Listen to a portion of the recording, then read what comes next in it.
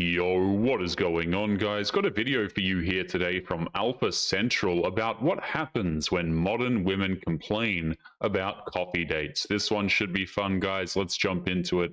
Don't forget to leave your comments. Daddy, is that you? No, I'm not. We're still trying to find her dad.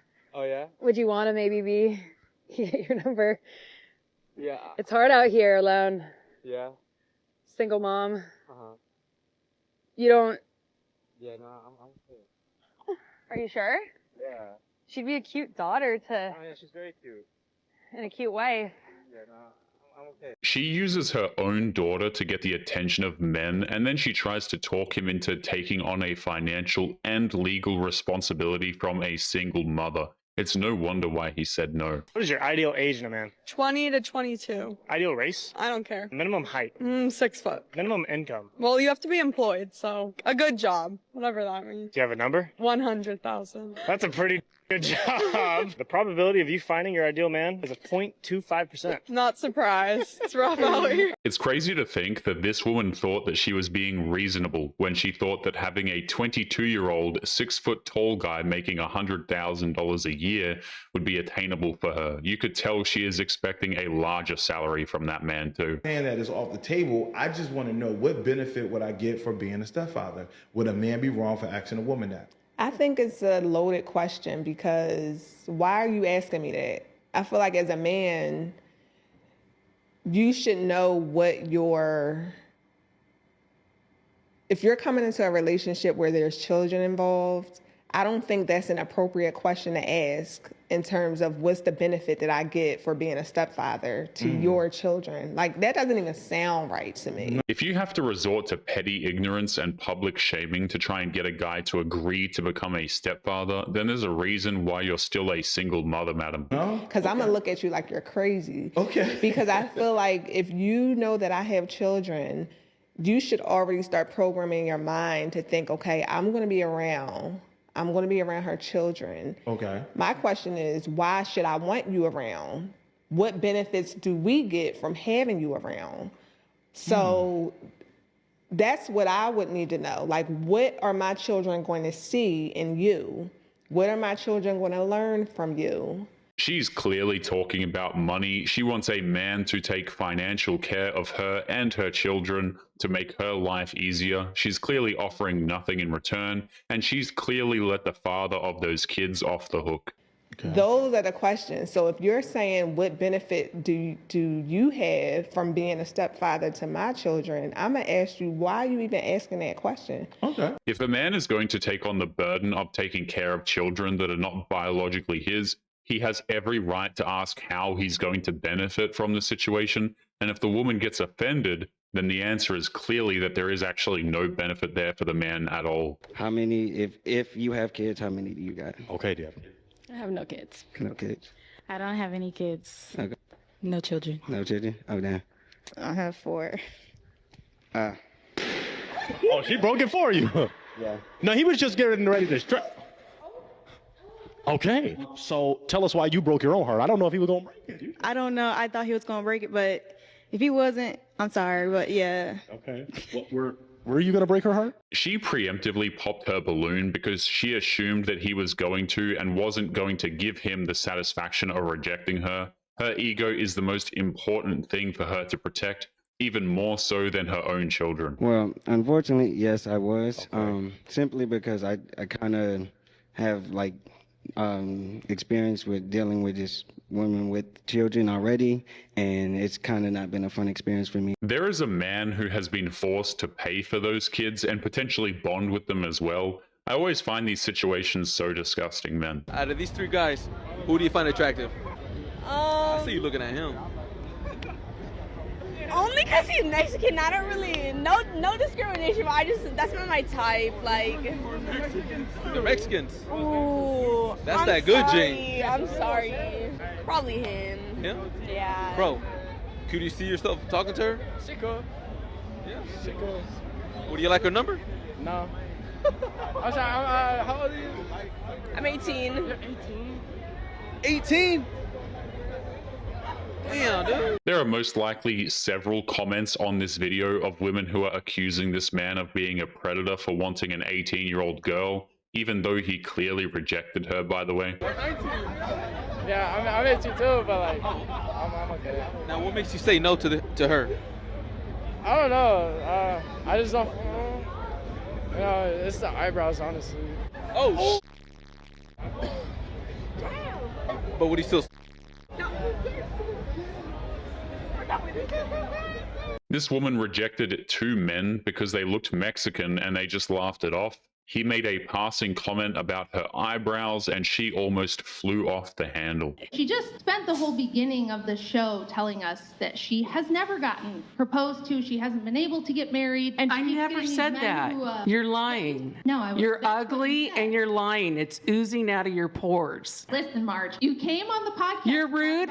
I'm no longer speaking to you. You're ugly. Okay, I'll speak to the rest of the panel. She came on here to talk about her dating life, and she spent her whole intro explaining how she's only ever been able to get guys who wanted her to pay the bills, and they were just losers, and they were pieces of Women like this think that hurling childish insults and trying to gaslight rational people is somehow a valid argument, especially when the whole thing was literally recorded on video and broadcast live on the internet. They had nothing going for them. They didn't bring anything to the table. They were lazy. In my early 20s. Okay, well, where's the millionaire asking to marry you? Most of us don't marry millionaires. So it's delusional for you to think like, oh yeah, I totally deserve that. Like, why? I said I wanted somebody established. You obviously have no standards because you married that loser. You're probably begging to get out. You think so? Yeah, I do, because you're on this show. How pathetic. You're also on the show, ma'am.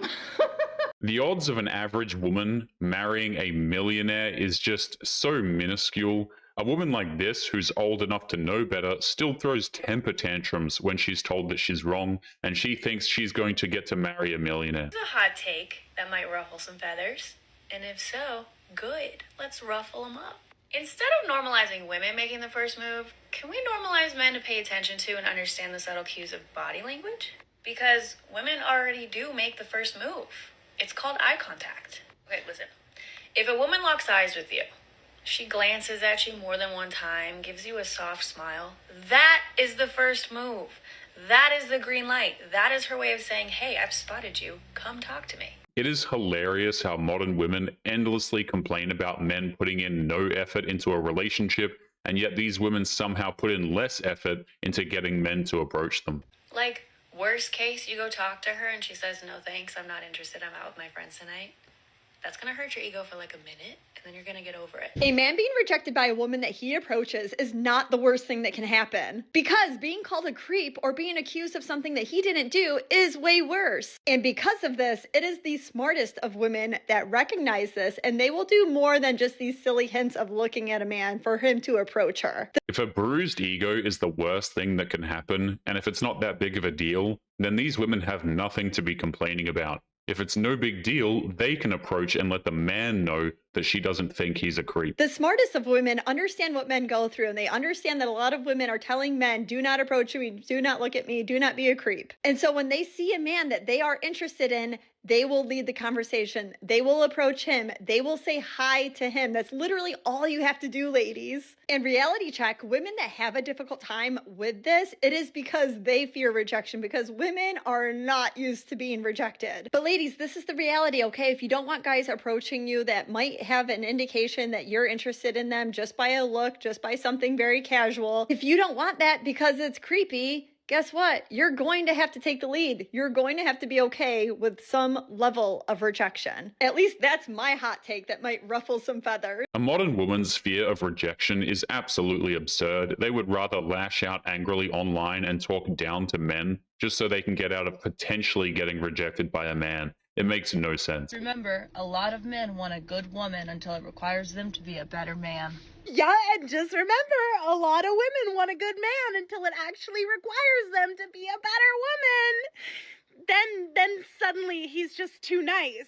He's left on red, right? Suddenly it's, well, I'll find someone that'll put up with my like Becky? Relax. The amount a man is expected to do in a modern relationship is honestly just unfair. He needs to be strong, but he needs to submit to his woman. He needs to lead, but only when she gives permission, and he must always look great for her while she is able to let herself go. My husband works 2 jobs, and he works 64 hours a week, has like 1 day off. And within that 1 day, I want him to go outside with us, but he wants to stay home and spend time with us. But I don't want that. I want us to be outside. And I'm upset with him because we don't go outside and do activities as a family. Am I being reasonable or am I being a bad wife? At the risk of being called a pick-me, because God forbid I defend men more than once a year, this woman is completely in the wrong. Someone told her to get a job, and she said no, LOL, while her husband is out working 64 hours a week at 2 different jobs. A man works 64 hours a week at 2 different jobs. He's away from his home, his family, and his peace. He gets 1 day off a week, and his wife is nagging him to do something outside. She clearly doesn't respect him. And she's online complaining about how he doesn't want to go hiking with his family on his 1 day off. If quality time means that much to you, a part-time job could help take some of the weight off his plate so he has the bandwidth for those moments you claim to value. I'll never understand this wave of pushing the trad life just to turn around and complain that the man you made the sole provider doesn't have energy left to perform emotional labor. You chose that dynamic. If you hate the consequences, maybe rethink the setup. It is insane how modern wives think that their entitlement and spoiled attitude is worthy of internet sympathy. Her husband is working his fingers to the bone, and all she can do is complain that he's not doing enough for her. Better be after the apology. That better be after the apology, because that is not the apology. I'll be damned if we're going to use that as the apology, especially when I eat it willingly. Man, no, that's just you. Just no. That's an apology to some selfish, but not me. You will take accountability and you will take responsibility when you are wrong, because I do it. No, ma'am. Then I will eat my cookie, okay? And eat all my cookie and bleach my beard. But till then, no. That's just the explanation point on your apology. That's how I feel. Like, you can either end it with a period or an explanation point. This is just another form of weaponizing the bedroom against her husband. This is not how a healthy relationship works, and she does it all just to get out of admitting that she's wrong. I feel like a lot of men think that they are it. They are the prize. They have to get chose. They can make the decisions. It's them. Well, if they're getting what we do, if they're getting chose, then I don't see how their reality tells them that's what it is. Right, but they think that 5 girls, women, whatever, choosing them is, oh, they're top. They're him. That's it. But that's not really. The reason why a man would think that, like, say 5 beautiful women want him. You know how choosy women are? Yes. If you ask a modern woman why she thinks that she's the prize, her answer will either involve her mere existence or the fact that she can give that man bedroom fun, which are both incredibly stupid reasons, by the way. So if 5 choosy women choose on one guy, then he gotta tell 4 of them, all right, I'm good, I got 1.